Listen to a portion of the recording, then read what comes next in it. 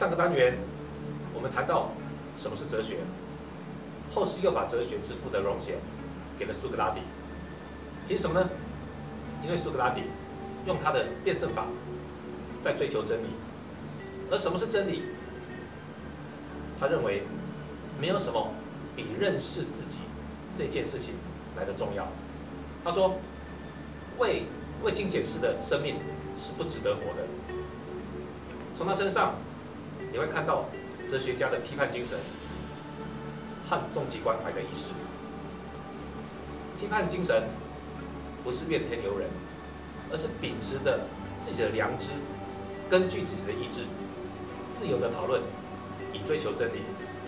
这是现代大学教育章不可缺的一环。关于这一点 ，Nisbet 有这样的说明：教育的主要目的、主要任务，就是去面对学生的被动性，挑战他们的心智，让他们检查自己的思想。通常，人们的选择和说法都不是他们自己的，话从他们的嘴里讲出来，行动由他们的身体做出来。但是这些话和行动，可能只是传统或习俗在发生，是父母、是朋友或流行在发生。之所以如此，是因为这些人从来没有停下脚步，问问自己，到底认为什么是对的，自己愿意支持什么。这也说明了批判精神不是随便找个题目来斗嘴、闲聊，而是一种深刻的自我反省，消除自己在蒙昧未懂之下所建构的偏见，让自己更清楚什么是对，什么是好，什么是你自己要的。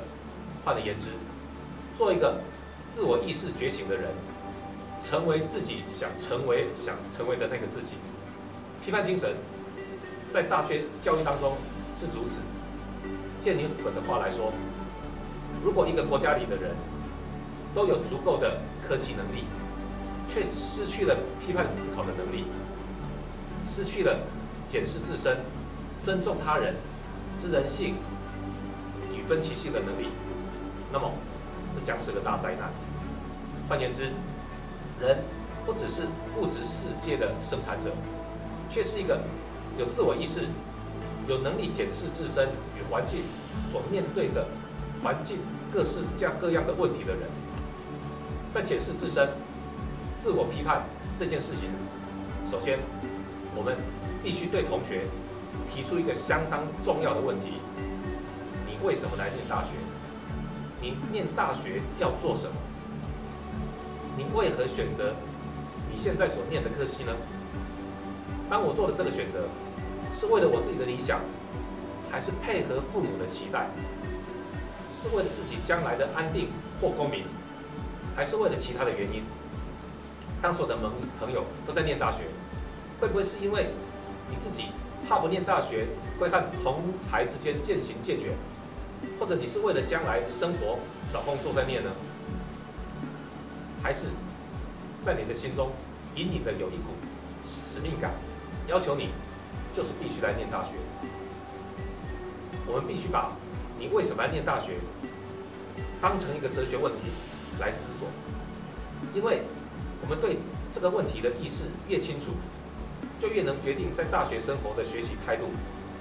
作为大学的通识课程，总要不厌其烦地问你这个问题，甚至我要进一步的问，你为什么选读你现在念的科系？为什么是环安系？为什么是机械系？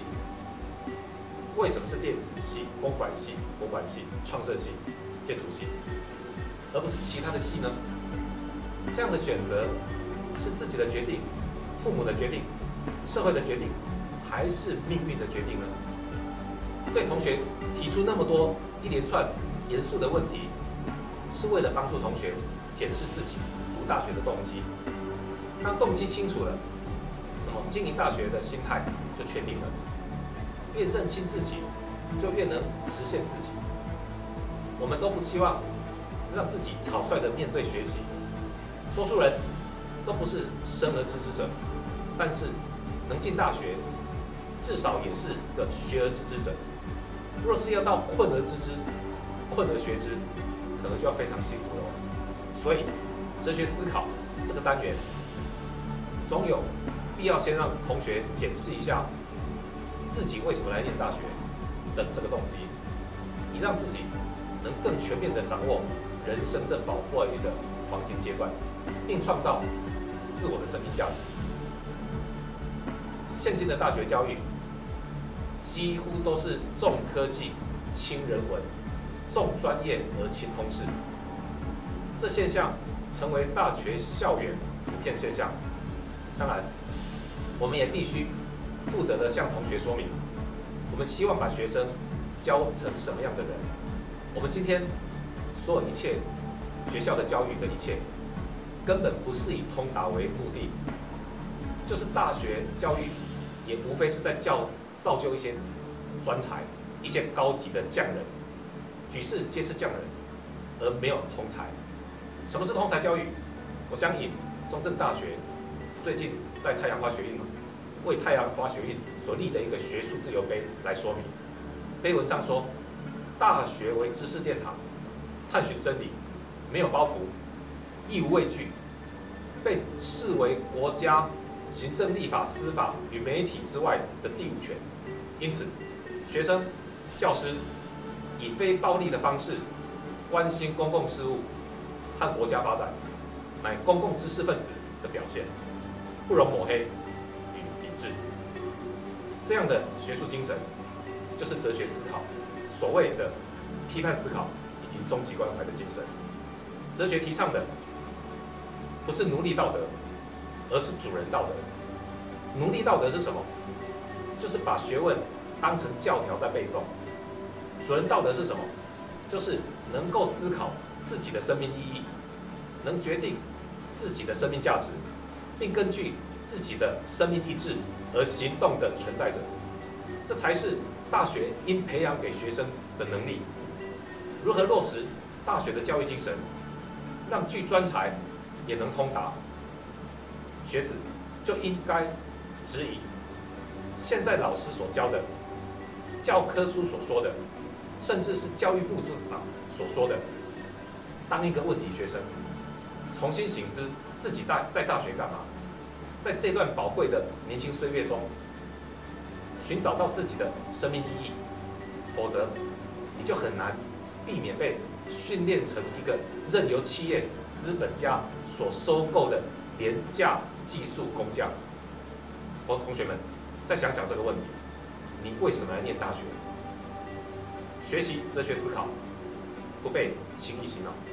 我们下次见。